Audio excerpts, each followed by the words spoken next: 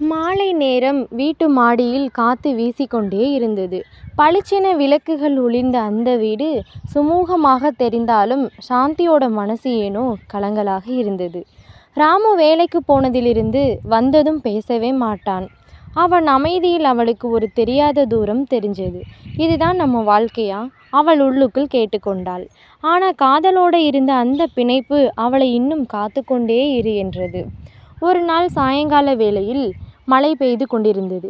வெளியே மழை துளிகள் விழுந்த சத்தத்தோட கிச்சனில் அவள் தனியாக காஃபி தயாரிக்க ஆரம்பித்தாள். காஃபியின் வாசனை அறையை நிரப்ப அவளோட நினைவுகள் கல்யாணம் நடந்த அந்த நாளுக்கு போனது.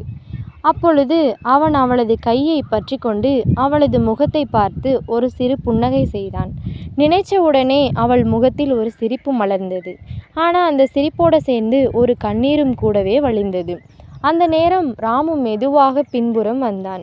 அவள் கவனிக்காமல் இருக்கும்போது அவன் கையில் இருந்த குடையிலிருந்து இன்னும் மழைத்துளிகள் விழுந்து கொண்டே இருந்தது. சாந்தி, அவன் மெதுவாக கூப்பிட்டான். அவள் அதிர்ச்சியோடு திரும்பி பார்த்தாள். அவன் கையில் 2 கப் காஃபி இருந்தது. நான் வாங்கிட்டு வந்துட்டேன், நீ டயர்டாக இருப்பில்ல அப்படின்னு அவன் சொல்கிறான். அந்த ஒரு வாக்கியம் அவளோட மனசை நனைச்ச மாதிரி இருந்தது.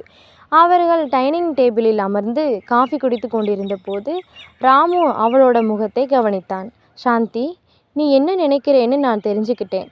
நம்ம வாழ்க்கையில் நம்ம 2 பேரும் கொஞ்ச நாளாக பேசாமல் இருக்கோம். இது உனக்கு பிடிக்கலைன்னு தெரியும். ஆனால் உங்ககிட்ட சொல்லணும்னு தோணுது. நான் எப்போதுமே உன்னை பற்றி தான் யோசிக்கிறேன். அந்த வார்த்தைகளோட அவள் உள்ளுக்குள் பனியடைந்தது போல் இருந்தது. அவன் பாசத்தோடு சொல்கிற குரல் அவளை மெதுவாக தொட்டது.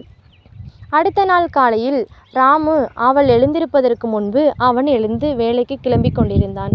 தூங்கும் அவளது அழகை ரசித்துவிட்டு அவளை எழுப்பாமல் அவளது பக்கத்தில் ஒரு குறிப்பு எழுதி வைத்துவிட்டு சென்று விட்டான். இன்று தயாராக இரு, நான் உன்னை வெளியில் அழைத்து செல்ல வேண்டும் என்று எழுதியிருந்தது அந்த குறிப்பில். அந்த வார்த்தைகள் அவளோட மனசை விளையாட வைத்தது. எந்த இடம்னு தெரியாமல் எக்ஸைட்மெண்ட்டில் அவள் அழகான நீல நிற சேலையை தேர்வு செய்தாள். கண்ணாடி முன் நின்று கொண்டே அவன் இப்படி ஒரு சர்ப்ரைஸ் கொடுப்பான்னு எனக்கு தெரியலையே என்று நினைத்து வெட்கத்தோடு சிரித்தாள். பின்பு சாயங்காலம் இருவரும் வெளியில் கிளம்பினர். பைக்கை ஓட்டிக்கொண்டு சென்ற ராமு அருகில் இருக்கும் கண்ணாடியில் சாந்தியின் நெற்றி பரப்பில் தலைமுடி விளையாடும் அழகை பார்த்து ரசித்தான். ராமு, எங்கே போகிறோம்? அவள் சிரிச்சுக்கிட்டே கேட்டாள்.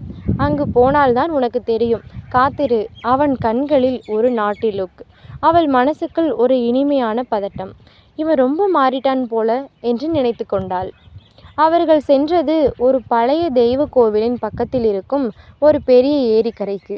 சூரியன் மறைய ஆரம்பித்த அந்த நேரத்தில் செவ்வான நிறம் ஏரியின் நீரில் பளிச்சென தெரிந்தது. ராமு பைக்கை நிறுத்திவிட்டு அவளோட கையை பிடிச்சுக்கிட்டு சொன்னான். இங்கே தான் நம்ம முதல் முறையாக வந்தோம், உனக்கு ஞாபகம் இருக்கா என்று கேட்டான். அவளோட மனசு அதிர்ந்து போனது. நீங்கள் இன்னும் இந்த இடத்த ஞாபகம் வச்சுருக்கீங்களா? நீங்கள் மறந்துருப்பீங்கன்னு நினச்சேன் அந்த நாளை அப்படின்னு அவள் சொல்கிறான்.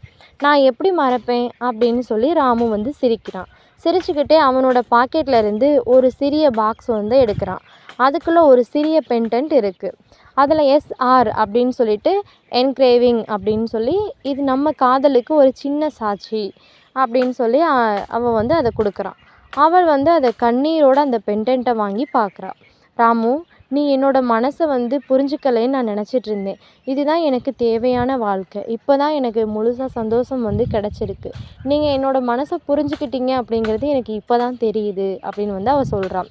அவன் மெதுவாக அவளை வாரி அணைத்து கன்னத்திலும் நெற்றியிலும் முத்தமிட்டான். அவளோட இதயம் ரொம்ப வேகமாக துடிக்க ஆரம்பித்தது.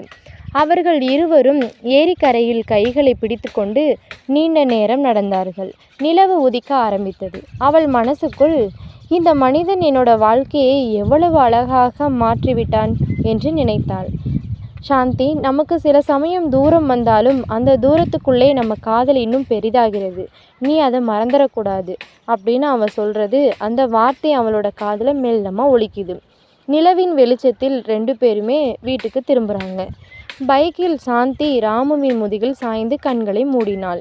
இவன் என்னோட கனவு, என்னோட காதல், என்னோட எல்லாமே என்று மனதிற்குள் நினைத்து கொண்டாள். அந்த இரவு அந்த நிலவின் சாட்சி அவர்களின் காதல் ஒரு புதிய அத்தியாயத்தை தொடங்கியது.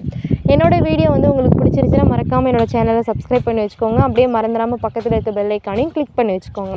அப்போ தான் நான் போகிற எல்லா வீடியோ வந்து உங்களுக்கு நோட்டிஃபிகேஷனில் உடனே வந்து ஷோ ஆகும். தேங்க்யூ ஃபார் வாட்சிங்.